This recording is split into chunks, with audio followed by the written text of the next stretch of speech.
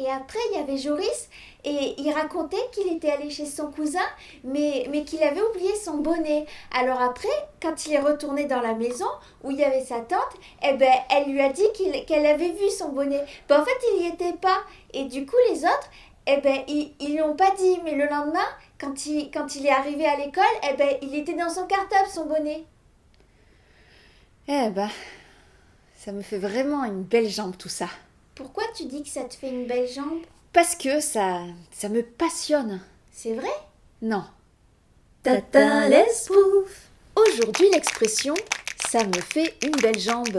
Il y a bien longtemps, dans une galaxie pas lointaine, puisque c'était celle-là, la Voie lactée, The Lacted Voice, il y avait une grande championne de vélo, Marie-Camille Merlode. Et comme c'était une cycliste de haut niveau, ben elle faisait des trucs de cycliste de haut niveau, comme se muscler, Acha manger du poulet, Acha ou encore s'épiler les jambes. Acha aïe, aïe, aïe. Mais le problème avec l'auto-épilation, c'est que c'est hyper galère à faire derrière, la zone du sous-mollet. Donc son staff avait embauché une esthéticienne privée pour s'occuper de ses jambes. Vous allez avoir les sous-mollets aussi doux que deux gros ratopes nus. Des quoi? Des ratopes. J'ai toujours une grande photo de ratopes nus sur moi. Cette esthéticienne était certes très efficace. Et voilà, 42 clients en une seule bande. Hashtag économie, hashtag j'ai pensé à la planète et à ses occupants. Ah ouais, c'est vraiment... C'est pour eux que je fais tout ça. Vous savez, si j'arrache autant de poils à autant de gens, c'est pour pouvoir leur tricoter des petits pulls à col roulé pour pas qu'ils aient froid l'hiver. Mais en vrai, le problème, c'est que cette esthéticienne était méga bavarde. Mais moi, je le dis à Jean-Franck, je suis pas d'accord. Il y a un moment pour tout, et là, c'est pas le moment, Jean.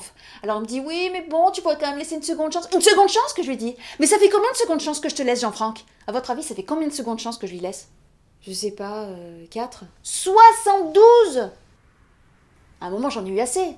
Et là, quand même, j'ai senti que ça l'avait fait réfléchir, parce qu'il a senti qu'il me perdait. Voilà. Alors j'ai longuement réfléchi, j'ai pesé le pour, le contre, le sans opinion, et je me suis dit, bon, allez, arrête un petit peu de faire ta tête de mule et arrive à pardonner. Parce que c'est vrai que moi, j'ai beaucoup de mal à pardonner. Je donne pas facilement ma confiance comme ça. Et je me suis dit finalement, mais meuf, toi aussi, t'as droit au bonheur. Enfin bref, elle parlait beaucoup, et Marie-Camille ne savait jamais comment clôturer ces séances très gênantes. Jusqu'au jour où elle trouva la phrase qui la fit sortir de cette situation. Non, mais là, je pense que ça va mieux. Il a compris, Jean-Franck. Puis il faut se rendre à l'évidence, mais quand dans un couple, vous faites en tout 116 breaks en 2 ans, c'est bien que vous pouvez pas vous passer l'un de l'autre. Ah. Et ouais. En tout cas, ça me fait une belle jambe. Oui, hein? Et du coup, elle ressortait ça à chaque fois. Le secret, c'est que moi, je mets la levure avant le lait. Pas l'inverse. Ça me fait une belle jambe. J'adore le mois de mars. Ah, c'est celui que je préfère. Mais c'est marrant parce que mon jour préféré, c'est le 12 octobre. N'importe quoi. Ça me fait une belle jambe. Ah, le con, il avait gratté la case nulle si découvert. Ah, qu'est-ce qu'on a ri. Ah, ça me fait une belle jambe. Sauf qu'un jour, elle lui a fait les aisselles. Pendant 17 jours, j'ai pas mangé de pain de mie en pensant que j'étais intolérante au gluten. Eh ben, ça me fait une belle jambe. Quoi? Une belle aisselle, je veux dire. Un peu comme un petit ventre de ratope nu. Et puis c'est passé, et finalement c'est resté comme ça. Merci, Tata.